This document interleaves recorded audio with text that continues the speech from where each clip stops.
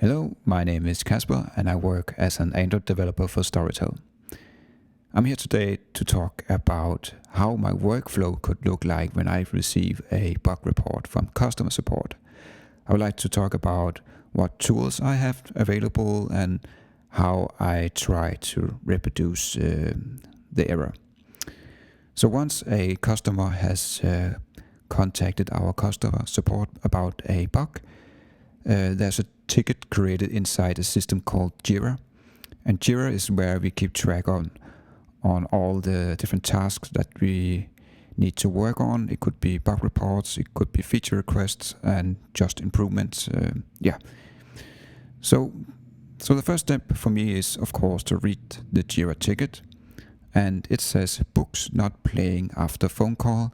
And in the description it says, after a phone call, the audio playback does not resume. So the expected behavior here is that when the user listens to a book and the user receives a phone call, the audio playback should pause, and then after the phone call ends, the playback should then resume. But in this case, it does not happen, at least not for this user. So, of course, the next step would be to try to reproduce it, and it seems very straightforward. I mean, we could try to start the emulator here that I have available on my computer. And so once I've started the playback, I would then exit the app. I would assume the user would put the app in the background. And then I can try to reproduce a phone call. I can do that as well inside this tool here.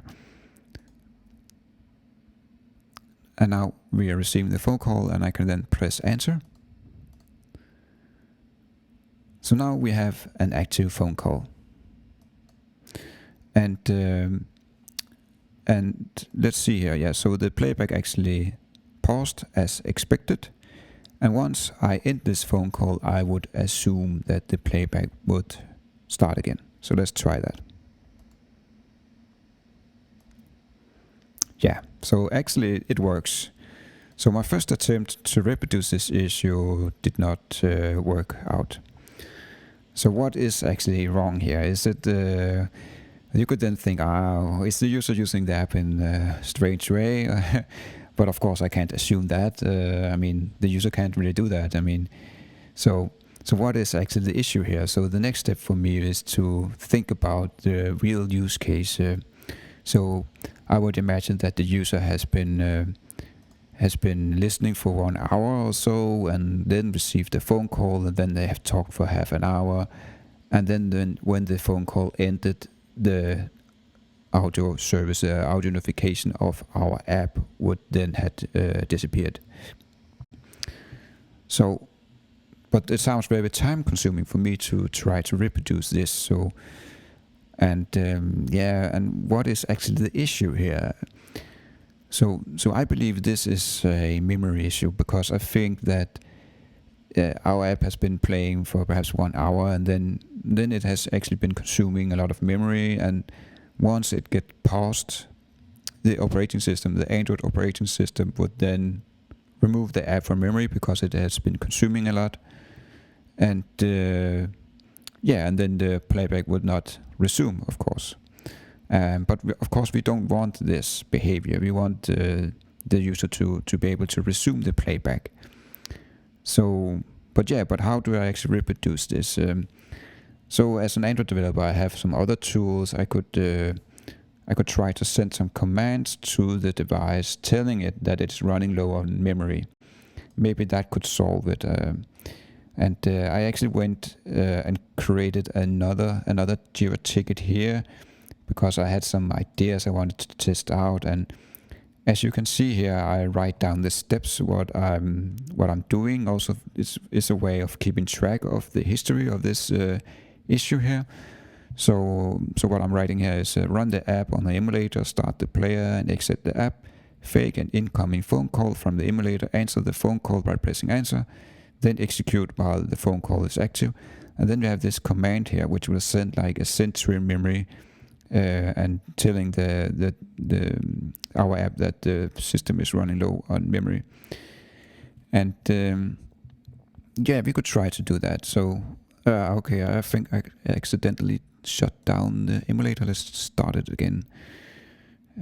Here it is, and let me just resize it a bit, if it will allow me to do it. Yeah, there it is. Okay.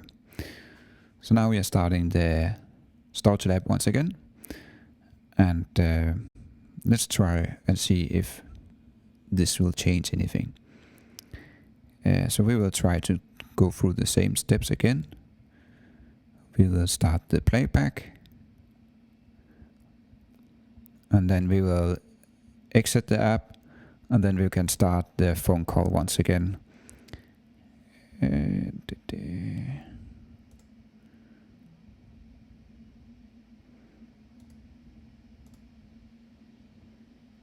There, and then we will press answer. So now we have an ongoing phone call. Then let's go and see if this makes any difference. Yeah, and here I can go to the terminal and then call this command. And so what I would do then is to go to this logcat thing here. This is where I can see all kind of messages from the device, and it's a great way of getting log messages. So we can add log messages everywhere in the app, and then we can try to debug that. Let's see here. What I'm interested in is the audio service, and I would like to see if onDestroy is being called. And onDestroy means that the audio service is being shut down. And so far it's still running, I can see. But let's see here. Let me see here. Oh, yeah, I was on the wrong window here. Let me see if it's better now. So yeah, so here you can see we have our audio service onDestroy. So actually now our audio service was removed from memory, and you can see it here. It's not even you can't see the audio notification anymore. And the reason why this is possible now is that there is like two states for an audio service. There's something called a service in the Android framework, and that's where we put our audio playback. And it can either be in a foreground state or a background state. And when it's playing audio, it's in a foreground state, and it has a higher priority when it's in a foreground state, and cannot be and it will not be removed from memory by the system. But once it transitions back to a background service, and this happens once you stop the playback, then it can actually be removed from memory. So this is what has happened. So actually now we were able to reproduce the error.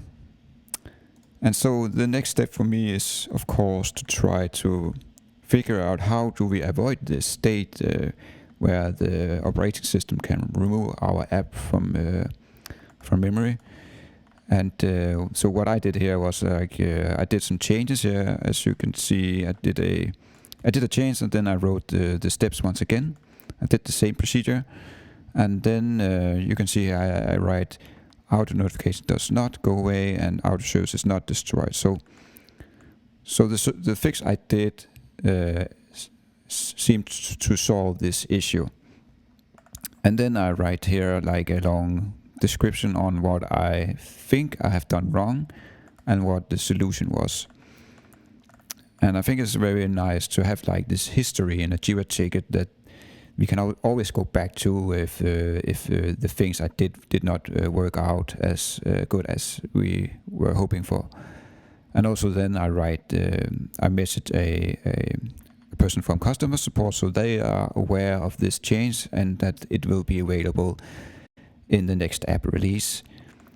And then we have a tester who verified this change, and he it seems to be successful, at least in his testing. And also I then wrote some more, I had some more thoughts and also some comments to another Android developer who was working on the audio player as well, and he was doing some changes that could affect this. So now he is also aware of this. And then we have another person who also writes in this Jira ticket, and then yeah, it's just a great way of having like a whole history in one ticket that we can always go back to it, and yeah, so we can see it's ready for release, and I really hope that the error is fixed. So yeah, this was all for me. Bye bye.